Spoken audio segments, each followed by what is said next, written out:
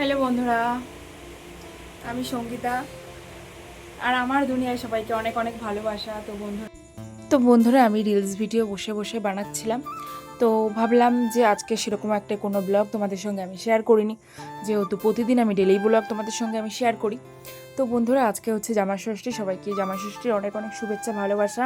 সবাই যাও, সবাই শ্বশুর বাড়িতে গিয়ে, সব ছেলেরা সব মেয়েরা বাপের বাড়িতে গিয়ে খুব এনজয় করো আজকের দিনটা। আর আজকের দিনটা আমার ভীষণই একটা কি বলবো, মুডটা এত খারাপ, মন মেজাজটাও খুব খারাপ। কারণ এর আগের বছর আমি জামাই ষষ্ঠীর দিনে এই সময় আমি বাড়িতে ছিলাম, আর এই বছর আমি ইউপিতে। আমার মাটা সবাই, বৌদি টৌদি আমাকে সবাই ফোন করে বলছিল কখন আসবি, কটার ট্রেন ধরবি, ঠিক আছে, এরকম এরকম সবাই বলছিল। কিন্তু বিশ্বাস করো, আমার সব বান্ধবীরা জামাই ষষ্ঠীতে গেছে। এবার সবাই আমাকে বলছে যে কিরে সঙ্গীতা তুই গেলি না গেলি না। তো কি বলবো আমি, তো আমি বললাম যে না, হয়তো এর পরের বছর যেতে পারবো যদি কপালে থাকে। তো যাই হোক বন্ধুরা, তো ভিডিও করছিলাম, তা ভাবলাম একটু আর কি কি বলে মেকআপটা একটু তুলে নিই। এবার এতটাই গরম, তারপরে মেকআপ শুদ্ধ আর কি নিয়ে থাকা যাবে না, স্কিন খারাপ হয়ে যাবে। আর তারপরের কথা, সকাল থেকে আমি না সেরকম কিছুই খাইনি, কোনো কিছু রান্না করিনি, যেহেতু জামাই ষষ্ঠীটা আজকে পড়েছে শনিবারের দিন। আর এই শনিবারে আমার শ্বশুরবাড়িতে আর কি নিরামিষ খায়। এবার আমি যেহেতু মানি না সেরকম একটা, এবার প্রবীরও মানে না। আবার কোনো কোনো দিন শনিবার আসলে ও আমাকে বলে আর কি যে আজকে নিরামিষ খেতে হবে, কোনো মাছ মাংস কোনো কিছু খাওয়া যাবে না। তো যাই হোক বন্ধুরা, তা প্রবীর বাজারে গেছে, প্রবীর বাজার থেকে আসলে তারপরে আর কি দেখি কি রান্না বান্না করি। আর আজকে আমার মন মেজাজটা এতই খারাপ যে আমি সকাল থেকে কোনো কিছু আমি খাইও নি, কোনো কিছু আমি রান্নাও করিনি। এবার তো যাই হোক, আমার মেকআপ তুলতে তুলতে দেখি বাবু চলে এসছে, ওর ওষুধগুলো নিয়ে ওর দোকানে চলে গেল। আর আমাকে এনে বাজারটা রেখেছি, ধরিয়ে এখন দিয়ে গেল। দেখবো ওর মধ্যে কি কি আমাকে আছে। আমি বলেছি, আমাকে ফোন করেছিল কি সবজি আনবে কি না আনবে। তো আমি বলেছি এই এই সবজি নিয়ে আসো, কারণ আমার ভালো লাগে না, এখানকার সেরকম একটা সবজি ভালো সেরকম পাওয়াও যায় না।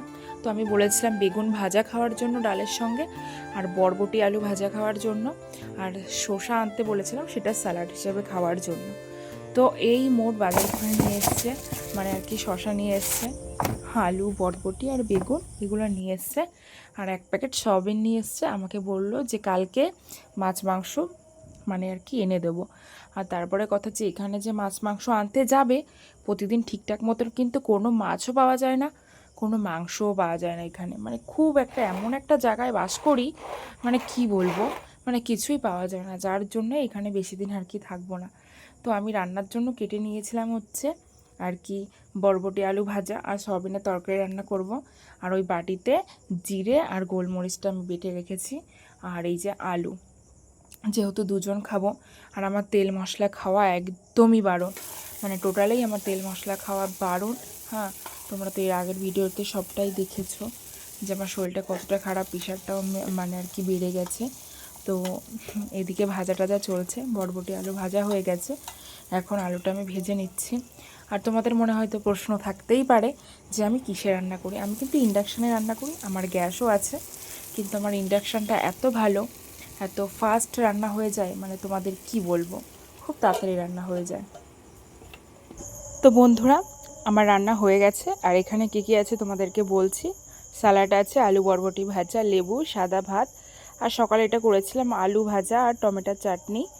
আর এখানে তো বাটিতে আছে আলু বরবটি ভাজা, আর পাশে আছে এই যে সয়াবিন আলুর কষা কষা পুরো একদম ঝাল ঝাল তরকারি, আর ওই পাশে প্রবীর ভাত খাচ্ছে। আর এটা হচ্ছে আমার থালা। তো আজকের আমার এই ছোট্টখাটো একটা রেসিপি তোমাদের সঙ্গে শেয়ার করলাম, ছোট্ট একটা ভিডিও তোমাদের সঙ্গে শেয়ার করলাম। তো চলো সবাই ভালো থেকো, আমার চ্যানেলটিকে সবাই লাইক সাবস্ক্রাইব করে দিও।